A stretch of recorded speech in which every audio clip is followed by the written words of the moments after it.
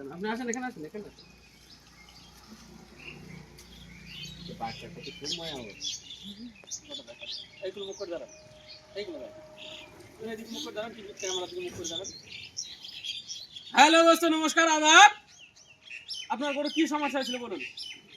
আমার গরু পায়েস খেয়েছিল, ভাত খেয়েছিল, ফ্যান খেয়েছিল, সেই জন্য আমার গরুটার এরকম হয়েছে। গরু কি শুয়ে পড়েছিল? ভাত ফ্যান খেয়ে কি শুয়ে পড়েছিল? হ্যাঁ, গরু শুয়ে পড়েছিল। আচ্ছা, শুয়ে পড়ার পরে গরু গাভিন ছিল না গাভিন ছিল না? গাভিন ছিল।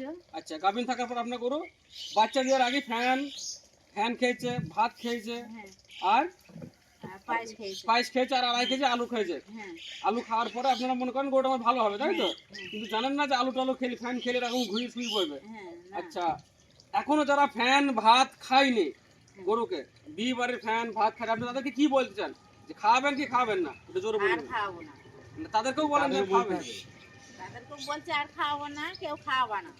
হ্যাঁ, সেটাই। প্রতিটা মানুষকে বলতে হবে যে আর এসব খাওয়ানো যাবে না। আর এসব খাওয়াবা না। হ্যাঁ। তো দেখুন দর্শক, এই গরুটা যে এখান থেকে বেঁচে গেছে, এটা একটা বড় বিষয়। ওনার গরু পুরো ঘুরে শুয়েছিল তো, হ্যাঁ, আর গরু উঠতেই পারেনি, চেঁচে চেঁচে শুয়ে শুয়ে বেড়াচ্ছিল। সে শুয়ে শুয়ে বেড়াচ্ছিল, তাই তো? হ্যাঁ, এবারে এই গরুটা একা একা উঠছে, এখন একা একা উঠতে পারছে, হ্যাঁ, পুরো সুস্থ। হ্যাঁ। এটা কোন গ্রাম? এটা বৃত্তিহদা, আচ্ছা, বৃত্ততা কোন পাড়া? মাস্টার পাড়া। মাস্টার, ঠিক আছে।